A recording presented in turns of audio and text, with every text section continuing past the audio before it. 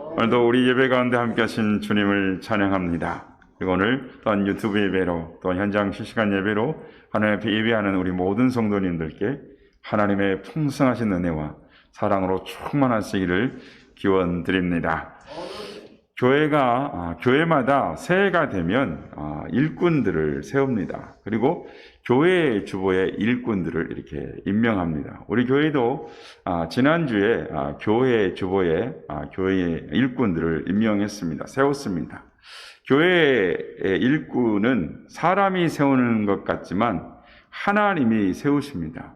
하나님의 세우신 교회의 일꾼이 필요하셔서 하나님이 부르시는 것입니다. 오늘 본문 누가복음 10장 2절에 우리가 읽지는 않았지만 주님께서 추수할 것은 많되 일꾼이 적으니 그러므로 추수하는 주인에게 청하여 추수할 일꾼을 보내주소서 하라라고 말씀하십니다. 이 말씀은 일꾼이 모자라니 주인에게 일꾼을 더 보내달라라는 요청하는 표현입니다. 그런데 어떤 일꾼을 보내달라고 하는 것일까요? 우리는 여기서 이 일꾼이 어떤 일꾼인지 되물어볼 필요가 있습니다. 우리가 생각하는 일꾼은 일 잘하는 일꾼, 능력 있는 일꾼을 생각합니다. 그래서 어떤 조직이든지 또 사람들이 생각할 때 교회에서조차도 일꾼을 뽑고 세울 때 일 잘하는 일꾼, 능력 있는 일꾼을 세우려고 하고 뽑으려고 합니다. 그런데 여러분, 주님께서 추수할 것이 많되 일꾼이 적으니 주인에게 청하여 일할 일꾼을 보내주소서라고 청하라라고 말씀하셨을 때 이 말씀하신 일꾼은 어떤 일꾼을 말씀하시는 것일까요? 예수님께서 말씀하신 기준이 일꾼이 세상적인 기준, 인간적인 조건을 말씀하시는 것은 아닐 것입니다. 여기서 우리는 하나의 문제의식을 갖게 됩니다. 그것은 예수님이 말씀하시는 일꾼이, 교회가 말하는 그 일꾼이 어떤 기준을 가지고 세우는가, 어떤 조건이 있는가 우리는 생각하게 되는 것입니다. 오늘 설교의 제목이 선한 이웃이 뭐죠? 입니다. 사람마다 이름의 뜻이 있습니다. 아마 성도님들께서도 이름마다 뜻이 있을 것입니다. 자녀의 이름을 지을 때도 부모의 축복과 소망이 깃들어져서 하나님, 이 자녀가 이렇게 되기를 원합니다. 이렇게 이의 인생이 변화되기를 원합니다. 라고 소망하며 이름을 지을 것입니다. 우리 교회에 오시는 성도님마다 선한 이웃교회 이름이 좋다라고 말합니다. 언젠가 이 청년들이 저희 교회를 방문을 했습니다. 그러면서 목사님, 교회 이름이 마음에 들어요. 교회 이름 참 잘 지으셨네요. 라고 청년들이 저한테 이야기를 합니다. 그래서 제가 물어봤습니다. 그래, 교회 이름이 마음에 들어? 교회 이름이 어떤 부분에서는 마음에 드니? 교회 이름을 잘 지었다고 하는 이유가 뭐야? 라고 제가 웃으면서 이렇게 물어봤습니다. 그런데 청년들이 하는 말이 선한 이웃이라는 말, 이 오감 자체가 마음에 든다라는 겁니다. 또 어떤 청년은 선한 이웃이니까 선한 이웃으로 살아간다는 말 같은데요. 선한 이웃으로 살아간다는 말 맞죠? 그래서 저한테 그렇게 물어봅니다. 그러면 그래, 맞아. 선한 이웃으로 살아간다라는 거야. 그래서 교회의 5대의 비전을 설명해주고 교회의 크기는 건물의 크기가 아니라 사역의 크기이며 영향력의 크기이다. 우리 선한 이웃교회는 하나님의 사랑으로 선한 영향력을 끼쳐서 하나님께 영광을 돌리기를 소망하고 있단다. 그래서 우리 교회의 이 표방하는 모델은 워싱턴에 있는 세이비어 처치이다. 이 세이비어 교회는 이 세계 엔지오 단체 400개 모판이 되는 같은 교회다. 그리고 설명을 해줍니다. 그리고 우리 교회도 작은 교회지만 선한 영향력을 끼치는 교회, 금천구에 영향력을 끼치는 교회, 한국 사회에 영향력을 끼치는 교회가 되기를 소망한다라고 말을 해줍니다. 또 집사님들도 묻습니다. 선한 이웃교회의 정체성이 무엇입니까? 선한 이웃교회가 표방하는 것이 무엇입니까? 라고 묻습니다. 제가 오늘 본문 이 누가복음 10장 선한 사마리아인의 본문을 이 네 번째 설교를 합니다. 그래서 들으신 분도 있고 안 들으신 분도 있어서 유튜브에 보시면 제가 네 번째 쭉 해놓은 설교들이 있는데, 오늘 본문의 제목은 이 선한 이웃이 뭐죠? 입니다. 말 그대로 선한 이웃이 뭐죠? 이렇게 질문하는 거죠. 오늘 설교를 시작하면서 일꾼에 대해서 말씀을 하면서 설교를 시작했습니다. 일꾼에 대해서 말씀을 드린 것은 오늘 설교의 제목과 밀접한 연관성이 있기 때문입니다. 왜 연관성이 있냐면 예수님께서 말씀하시는 일꾼의 자격, 교회에서 일꾼을 세우는 이 조건이 선한 이웃으로서 살아가는 데의 첫 걸음, 출발점이다, 시작되기 때문인 것입니다. 오늘 본문은 이 선한 사마리아의 사람의 이야기는 한 율법 교사가 예수님께 찾아오는 장면으로부터 시작이 됩니다. 오늘 보면 25절 말씀입니다. 어떤 율법 교사가 일어나 예수를 시험하여 이르되 선생님, 내가 무엇을 하여야 영생을 얻으리이까? 예수님은 그에게 이 두 가지 계명을 두 가지로 이렇게 대답을 하게 합니다. 27절, 28절 말씀입니다. 대답하여 이르되 내 마음을 다하며 목숨을 다하며 힘을 다하며 뜻을 다하여 주 너의 하나님을 사랑하고 또한 내 이웃을 내 자신같이 사랑하라 하였나이다. 예수께서 이르시되 내 대답이 옳도다, 이를 행하라, 그러면 살리라 하시니. 여기에 율법 교사는 다시 예수님께 질문을 합니다. 29절 말씀입니다. 그 사람이 자기를 옳게 보이려고 예수께 여짜오되 그러면 내 이웃이 누구니까? 예수님은 거기에 대한 대답으로 강도 만난 사람, 여리고로 내려가다가 강도 만난 사람의 이야기를 하고 계시는 것입니다. 우리가 잘 아는 선한 사마리아인의 이야기죠. 한 사람이 예루살렘에 왔다가 여리고로 내려가다가 강도를 만났는데 가만 죽게 되어져서 다 벗겨져서 버리고 갔는데 제사장이 지나가면서 못 본 채 하고 지나가고, 레위 사람이 보고 가면서 못 본 채 지나가고, 그리고 사마리아 사람이 와서 이것을 보면서 주막에 데리고 가서 치료해주고 또 돌아가면서 부비가 더 들면 비용을 더 대일 테니 이 사람을 건강하게 다 치료해달라라고 하면서 갔다라는 이야기가 이 선한 사마리아인의 이야기입니다. 이 내용이 우리가 그토록 많이 들어왔던 내용이고 설교해왔던 선한 사마리아 사람 이야기입니다. 설교자는 이 이야기만 따로 떼어서 이야기할 때가 있습니다. 그때 항상 이 결론은 우리도 선한 사마리아인 사람같이 강도 만난 사람, 강도 만난 자와 같은 세상 사람들을 도와주고 구원하자라고 합니다. 이렇게 해석하고 받아들이는 것은 기독교 신앙에서 무리가 아니기 때문에 큰 잘못은 아닙니다. 이제 본문을 좀 더 깊이 들여다보면서 10장 전체의 내용 속에 이 부분은 어떤 설명을 하고 있는지 살펴보려고 합니다. 이 말씀의 주제는 누가 내 이웃입니까? 라는 질문과 누가 강도 만난 자의 이웃이냐라는 대물음에 있다라고 생각합니다. 율법교사가 누가 내 이웃이니까? 라고 물었을 때 예수님은 먼저 내가 어떤 상태인지를 설명해 주십니다. 여리고로 내려가다가 강도 만난 사람, 이 사람이 바로 나입니다. 우리 자신입니다. 그리고 이 사람은 강도에게 맞아 거반 죽게 된 상태입니다. 왜 이 사람이 나인가? 의문점이 드시죠? 궁금하시죠? 지금 율법사가 처음 예수님께 와서 했던 질문이 바로 자신의 구원에 대한 질문이었기 때문입니다. 그리고는 자신의 율법을 다 지켰으니 자신은 좀 괜찮은 사람이고 좀 썩 좋은 사람이고 멀쩡한 사람, 도덕적으로 더 훌륭한 사람이다라고 자랑을 했습니다.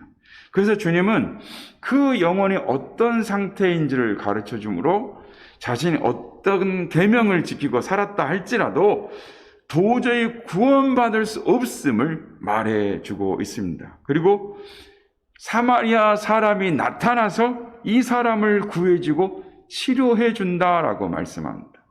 여러분, 거반 죽은 사람이, 두들겨 맞아서 거반 죽게 된 사람이 율법 교사라면 그를 구원해 준 사마리아인은 누구이겠습니까? 예, 그렇습니다.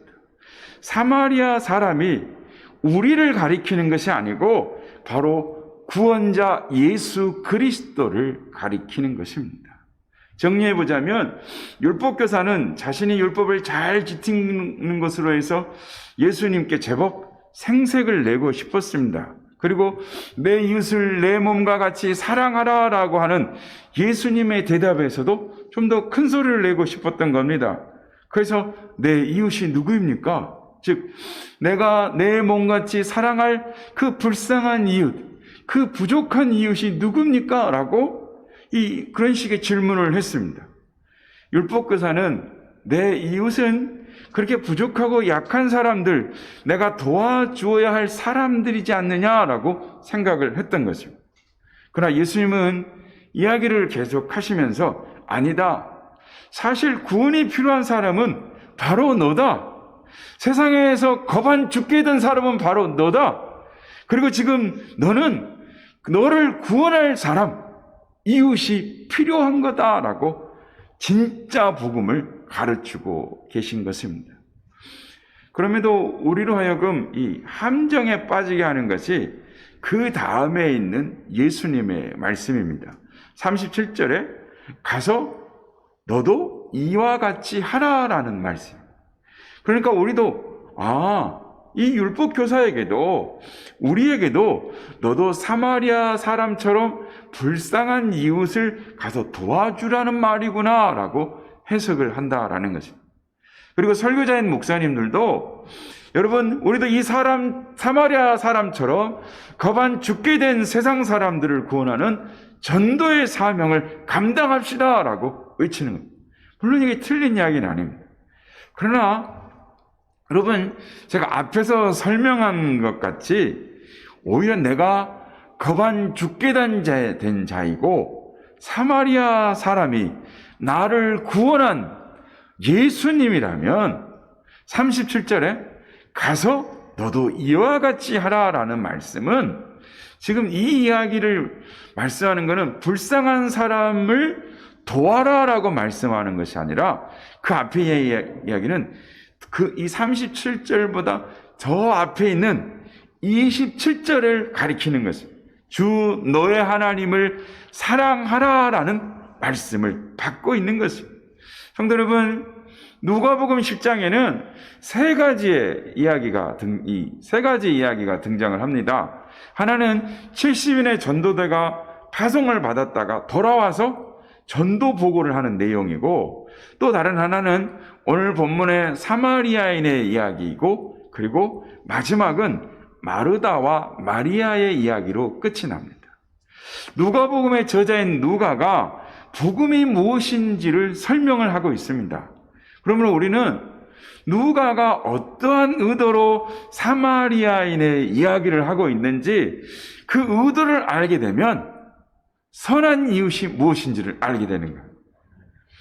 누가복음 10장은 70인의 전도대가 돌아와서 이 전도 보고를 하는 이야기로 시작이 됩니다. 70인의 전도대가 돌아와서 기뻐하면서 주님의 이름으로 병자가 나았습니다. 주님의 이름으로 귀신이 항복하더이다. 주님 앞에 기뻐하면서 전도 보고를 막 흥분돼서 이야기를 합니다. 그때 주님이 하신 말씀이 병 고친 일로 기뻐하지 말고 귀신이 항복하는 일로 기뻐하지 말고 하늘에 너의 이름이 기록된 것으로 기뻐하라라고 말씀합니다. 그러고 나서 예수님이 감사 기도를 드립니다. 그게 누가복음 10장 21절 말씀입니다. 말씀 보여주세요. 누가복음 10장 21절. 예수님께서 이렇게 기도하십니다. 그때 예수께서 성령으로 기뻐하시며 이르시되 천지의 주제이신 아버지여 이것을 지혜롭고 슬기 있는 자들에게는 숨기시고 어린아이들에게는 나타내심을 감사하나이다. 옳소이다. 이렇게 된 것이 아버지의 뜻이니다라고 합니다. 예수님의 감사 기도의 내용이 이것을 지혜롭고 슬기로운 자들에게는 숨기시고 어린아이들에게는 나타내신 것을 감사합니다라고 말합니다. 여러분, 예수님이 말씀하시는 일꾼의 조건이 무엇입니까? 어린아이 같은 자들이에요. 귀신에게 황복을 받아내고 뱀과 전갈을 밟으며 원수의 모든 능력을 제어하는 그런 사람들이 일꾼이라면, 이런 사람들은 이미 지혜 있고 슬기로운 사람들에게 발견될 수 있는 사람들입니다. 세상 사람들은 이런 사람들에게 박수를 쳐요. 이런 사람들 인정해주고 칭찬합니다. 세상 사람들도 이런 일꾼들을 세우면 효과적으로 일을 할 수 있다는 걸 압니다. 그런데 주님이 원하시는 일꾼은 귀신에게 항복을 받아내는 것보다 자기 이름이 천국에 기록된 것을 기뻐하는 일꾼이다라고 말합니다. 성도 여러분, 신앙의 첫 단추가 무엇인지 아십니까? 신앙의 첫 단추가 중요합니다. 신앙의 첫 단추가 잘 끼워져야 제대로 된 일꾼으로 선한 이웃으로 살아갈 수 있습니다. 신앙의 첫 단추는 내가 구원받은 것을 기뻐하는 것입니다. 내가 무엇을 기뻐하느냐에 달려 있습니다. 여러분이 100억을 받았다. 그럼 100억보다 내가 구원받은 것을 기뻐하느냐, 우리 자신을 살펴보아야 하는 것입니다. 내가 돈을 기뻐하면 입만 열면 돈 버는 이야기를 합니다. 내가 명예를 잃고 자존심을 내면 입만 열면 학벌을 이야기하고 자기 자존심을 이야기합니다. 세상을 좋아하고 세상을 기뻐하면 매일 어디 가서 여행한 이야기합니다. 어디 가서 맛있는 거 맛집 갔다 온 이야기합니다. 신앙의 첫 단추는 내가 무엇을 기뻐하느냐라는, 내가 주님을 기뻐하는, 내가 구원받은 것을 정말 귀하게 여기고 기뻐하느냐라는. 그래서 일꾼 선택의 첫 자격 조건은 무엇보다 구원입니다. 구원받은 성도는 양육을 받아야 됩니다. 성도가 양육을 받는다라는 것은 내가 이 교회에서 말씀을 듣겠습니다라고 결심하는 것입니다. 양육을 받아야만 선한 일꾼으로서 살아갈 수 있습니다. 디도서 2장 11절 14절에 보면 어떻게 선한 이웃으로 살아갈 수 있는가에 대하여 말씀을 합니다. 디도서 2장 1절에서 14절 말씀입니다. 모든 사람에게 구원을 주시는 하나님의 은혜가 나타나, 12절, 우리를 양육하시되 경건하지 않는 것과 이 세상 정욕을 다 버리고 신중함과 의로움과 경건함으로 이 세상에 살고 복스러운 소망과 우리의 크신 하나님 구주 예수 그리스도의 영광이 나타나심을 기다리게 하셨으니, 14절, 그가 우리를 대신하여 자신을 주심은 모든 불법에서 우리를 속량하시고 우리를 깨끗하게 하사 선한 일을 열심히 하는 자기 백성이 되게 하려 하심이라. 모든 사람의 구원을 주신 하나님, 11절에 모든 사람에게 구원을 주시는 하나님이라고 합니다. 12절에 우리를 양육하시되라고 합니다. 양육하신 이유가 뭐냐? 선한 일을 열심히 하는 자기 백성이 되게 하려고 하셨다라는 것입니다. 여러분, 양육을 받지 않는 성도가 선한 일부터 시작하면 양육을 무시하거나 우습게 여깁니다. 왜냐하면 양육을 받지 않아도 사역이나 봉사는 잘할 수 있기 때문입니다. 만약에 이렇게 일 잘하는 성도가 먼저 일을 하다가 양육을 받게 되면 어떤 현상이 나타나냐면 사역을 잘 못하는 성도를 용납하지 못하거나 무시하게 됩니다.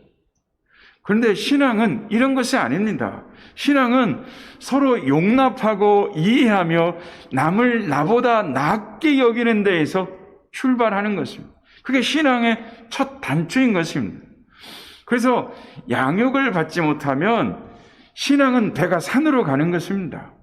자기만의 생각과 고집으로 자기 복음을 가지고 3000% 빠지는 것입니다. 봉사하다가 시험 드는 사람들이 얼마나 많은지 모릅니다. 봉사다가 서로 비방하고 싸우다가 그만두는 사람들이 얼마나 많은지 모릅니다. 여전도에서 회장 자리 놓고 다투고 시험에 들고 온 교회를 시시비비를 가리는 투쟁의 장소로 법정으로 만드는 것입니다. 양육을 받지 않으니까 봉사의 자리가 무슨 권력의 자리이고 명예의 자리인 것처럼 아는 것입니다. 그래서 양육이 중요한 것입니다. 예수님이 찾으시는 일꾼이 누구인지, 어떤 일꾼이 예수님을 기쁘게 하는지, 칭찬받는 일꾼이 무엇인지, 누구인지를 알아야 선한 일을 해도 아까 말씀드린 13절에 나온 것처럼 예수 그리스도의 영광을 나타낸 일을 하게 되지, 양육을 받지 않으면 그 반대가 되는 것입니다. 그래서 구원받은 우리들이 내가 어떤 상태이고 또 우리가 어떤 상태에서 구원을 받았는지를 알게 된다면, 즉 우리는 사마리아 사람으로 표현된 예수님, 우리 주 예수 그리스도께, 그분께 감사하고 내가 구원받고 살아나는 것을 기뻐할 것이다 라고 누가는 말하는 것입니다. 그래서 누가는 이렇게 구원받은 자, 자기의 구원을 기뻐하는 자가 가장 우선해야 할 일은 하나님을 마음을 다하고 힘을 다하고 뜻을 다하며 목숨을 다하여 사랑하는 것이다 라고 말을 하는 것입니다. 이런 의미에서 마르다와 마리아 이야기를 보면 뜻이 선명해지는 것입니다. 예수님께서 한 마을로 들어가셨습니다. 그리고 마르다는 예수님을 영접하느라고 막 대접하느라고 분주합니다. 그런데 동생 마리아는 예수님 곁에서 말씀을 듣습니다. 하지만 마르다가 대접하러 가다 보니 이 마음이 분주하고 너무 바빠서 결국은 예수님께 와서 한마디 하죠. 잘 아시죠? 40절 말씀입니다. 마르다는 준비하는 일이 많아 마음이 분주한지라 예수께 나아가 이르되 주여 내 동생이 나 혼자 일하게 두는 것을 생각하지 아니하시나이까? 그를 명하사 나를 도와주소서 하라 하시니 도와주라 하소서라고 말하니까 예수님께서 이렇게 말씀하십니다. 41절 42절 말씀입니다. 주께서 대답하여 이르시되 마르다야 마르다야 내가 많은 일로 염려하고 근심하나 몇 가지만 하든지 혹은 한 가지라도 족하니라. 마리아는 이 좋은 편을 택하였으니 빼앗기지 아니하리라 하시니라. 예수님은 마리아가 말씀 듣는 걸 사모하는 것을 선택한 것을 두둔하는 것처럼 말씀을 하십니다. 이 말씀도 우리가 교회에서 참 많이 들어왔던 말씀입니다. 그래서 항상 교회 안에서는 봉사도 많이 하고 사역도 많이 하는 사람들은 이 내용을 별로 좋아하지 않습니다. 그리고 목사님들도 막상 이 말씀을 하시면서 말씀 듣기를 사모하십시오라고 말하면서도 막상 주방에서 막상 일하는 성도들, 봉사하는 사역하는 성도들을 헐대하는 건 아닌가, 그렇게 생각하면 안 되는데 하면서 이 마음의 신경을 쓰게 되는 것입니다. 그런데 여러분, 이 말씀 역시 누가복음 10장 전체를 이해해야만 제대로 바라볼 수 있는 말씀입니다. 38절에서 42절에 있는 마르다와 마리아의 이야기는 바로 제일 앞에서 누가가 전하고자 했던 일꾼을 보내주소서라는 말씀의 결론적인 부분입니다. 그래서 처음 시작은 일꾼 이야기를 해놓고 제일 끝부분에 가서는 일을 많이 하고 있는, 즉 일로 분주한 마르다의 이야기를 두고 설명을 하고 있는 것입니다.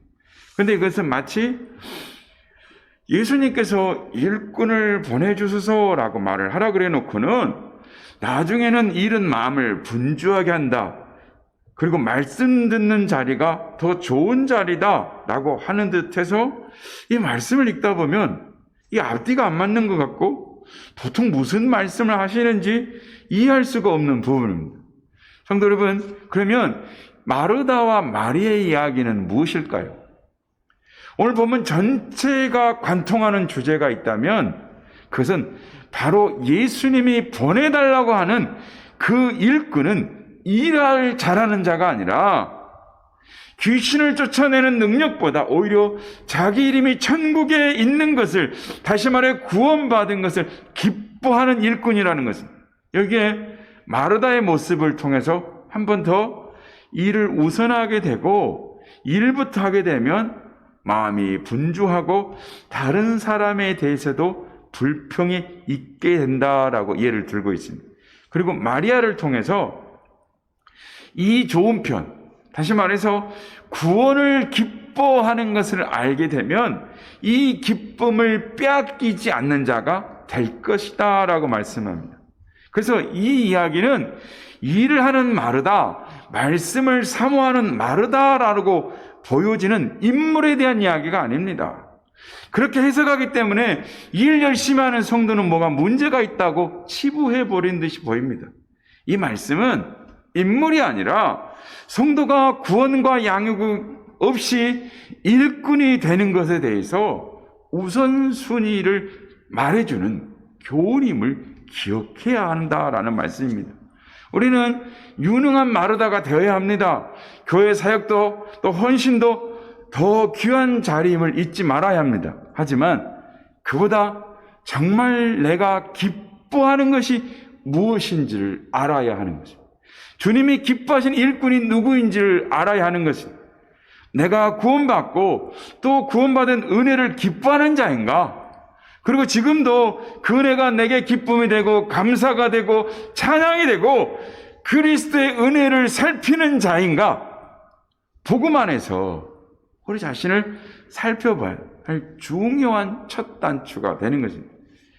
이제 말씀을 맺겠습니다. 오늘 저는 누가복음 10장의 내용을 가지고 누가가 진짜 쓰고 싶었던 내용이 이 편지라는 형식으로 제가 다시 각색을 해서 한번 마무리하면서 읽어드리겠습니다. 제목은 누가의 진짜 편지입니다. 사랑하는 성도 여러분, 여러분은 귀신을 쫓아내고 원수의 모든 능력을 제할 권능보다 당신의 이름이 하늘에 기록된 것을 기뻐하는 자가 되기를 바랍니다. 그렇지 않으면 자칫 12제자, 파송된 70명이 더 멋있어 보일 수 있기 때문입니다. 그러나 그것은 복음이 아닙니다. 예수님도 지혜롭고 슬기로운 자보다 어린아이와 같은 저와 여러분에게 복음의 진짜를 나타내신 것에 대해 하나님 아버지께 감사했습니다. 저는 이것을 좀 더 이해시켜 드리기 위해서 강도 만난 사람의 예를 들어보겠습니다.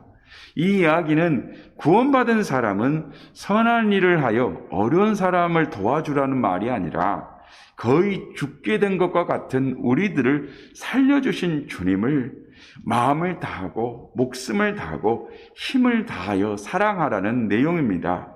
이것이 구원을 더 기뻐하는 일꾼이 되기 때문입니다. 그리고 마르다와 마리아의 이야기로 오늘의 이야기를 정리합니다. 저는 여러분이 일이 눈에 보여도 일보다는 구원을, 어떤 능력보다는 은혜를 더 소중히 여기는 성도가 되기를 부탁합니다. 여러분이 많은 일로 마음이 분주하면 원래 무엇 때문에 교회를 다니는지, 무엇 때문에 예수님을 믿게 됐는지를 놓칠 수 있기 때문입니다. 예수님을 기쁘게 하십시오. 예수님은 일보다는 자신이 구원받은 것을 더 기뻐하는 자를 기뻐하십니다. 라고 누가가 편지를 쓰는 것입니다. 사랑하는 성도 여러분, 선한 이웃은 하나님을 기쁘시게 하는 사람들입니다.